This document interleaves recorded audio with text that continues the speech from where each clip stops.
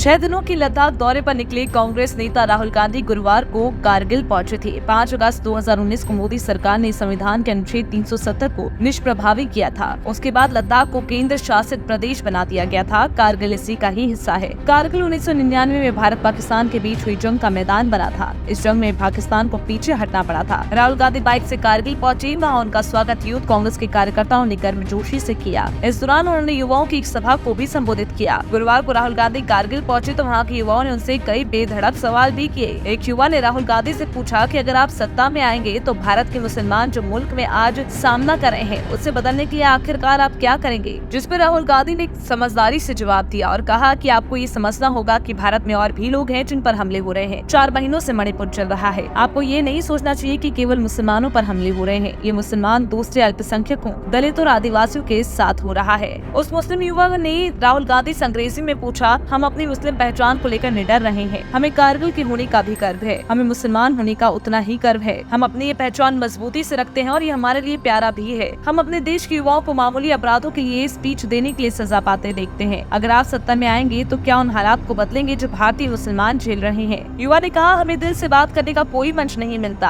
हम अपनी समस्याओं के बारे में बात नहीं कर सकते क्योंकि हम नहीं चाहते कि लोग या सरकार हमें निशाना बनाए। हम सरकारी नौकरियां चाहते हैं। आप सत्ता में आए तो क्या करेंगे। इसका जवाब में राहुल गांधी ने कहा, आप सच कह रहे हैं। भारत में मुसलमानों पर हमले हो रहे हैं। शिकायत गलत नहीं है, लेकिन आपको ये भी समझना होगा कि भारत में और भी लोग हैं जिन पर ऐसे हमले हो रहे हैं। इस मुद्दे पर लड़ने के लिए प्रतिबद्ध हैं और इसी संघर्ष में और कांग्रेस सबसे आगे है। आप किसी भी धर्म से हो, किसी भी समुदाय से हो, देश के किसी भी कोने में आपको खुद को सुरक्षित महसूस करना चाहिए। यही भारत के संविधान का आधार ही है। राहुल गांधी के जवाब पर युवा ने पलटवार सवाल किया है और कहा है, क्या वो उन मुसलमानों को आजाद करेंगे जो जेल में हैं? इसके जवाब में राहुल गांधी ने कहा, दोस्त, हम कोर्ट की बात मानते हैं। कोई भी कानून के दायरे में बाहर जाकर काम नहीं कर सकता। मैं संविधान के तहत काम करूंगा। मेरे पास इसका कोई विकल्प नहीं है। अगर सुप्रीम कोर्ट ने मेरी सदस्यता फिर से बहाल नहीं की होती, मुझे फैसला मानना होता। एक राजनेता के तौर पर हमारे पास यही रास्ते हैं। लेकिन आप जो कह रहे हैं वो सही है। हम किसी खास समुदाय, समूह, धर्म, जाति और भाषा के आधार पर हो रहे पक्षपात के प्रति